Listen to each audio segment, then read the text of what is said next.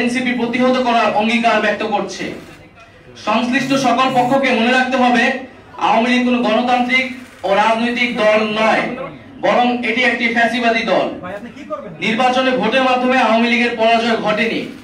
দল হিসেবে আওয়ামী লীগ সাংগঠনিক সিদ্ধান্তের মাধ্যমে বাংলাদেশে গণহত্যা চালিয়েছে, যার ফলশ্রুতিতে বাংলাদেশের ইতিহাসে নজিরবিহীন ছাত্র জনতার অভ্যুত্থানের মাধ্যমে আওয়ামী লীগ ফ্যাসিবাদী রেজিম বাংলাদেশ থেকে উৎখাত হয়েছে। ফলত আওয়ামী লীগ এই মুহূর্তে গণতান্ত্রিক ফ্রেমওয়ার্কের বাইরে অবস্থান করছে। বিচার অনিষ্পন্ন রেখে আওয়ামী লীগকে নির্বাচনে অংশগ্রহণ করতে দেওয়ার যে কোনো ধরনের আলোচনা ও প্রস্তাব এনসিপি দৃঢ়তার সাথে প্রত্যাখ্যান করে।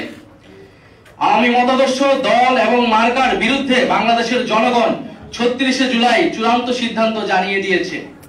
ফলে দল ও মতাদর্শ হিসেবে আওয়ামী লীগ বাংলাদেশে রাজনীতি করার সকল অধিকার হারিয়েছে। গণহত্যা ও মানবতা বিরোধী অপরাধের দায়ে আওয়ামী লীগের বিচার চলাকালীন আওয়ামী লীগ এবং ফ্যাসিবাদের সকল সহযোগী ব্যক্তি ও সংগঠনের রাজনৈতিক কার্যক্রমকে নিষিদ্ধ ঘোষণা করতে হবে। জাতীয় নাগরিক পার্টি এনসিপি রাজনৈতিক ঐক্যমতের ভিত্তিতে ঘোষিতব্য জুলাই সনদের মাধ্যমে আওয়ামী লীগের ব্যাপারে ফ্যাসিবাদ বিরোধী সকল রাজনৈতিক দল ও পক্ষকে ঐক্যবদ্ধভাবে সিদ্ধান্ত নেওয়ার আহ্বান জানায়।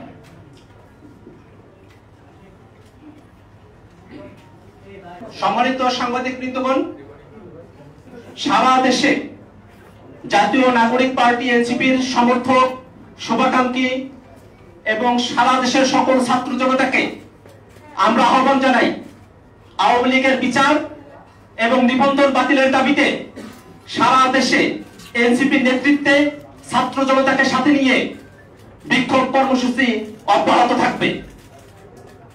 আমরা বাংলাদেশের জনগণ ৫ আগস্টে যে নতুন বাংলাদেশের স্বপ্ন দেখেছিলাম, সেই স্বপ্নের পথে সব থেকে বড় অন্তরায় হচ্ছে আওয়ামী লীগ। বাংলাদেশকে যারা ফ্যাসিবাদের দিকে ঠেলে দিয়েছে, বাংলাদেশে যাতে কোনো ফ্যাসিবাদী শক্তি কোনোভাবে আর পুনর্বাসিত হতে না পারে, সেজন্য জাতীয় নাগরিক পার্টি এনসিপির সমস্ত নেতৃবৃন্দ, সমস্ত শুভাকাঙ্ক্ষী এবং সমর্থকবৃন্দ আমরা রাজপথে হাজির থাকতে প্রস্তুত আছি।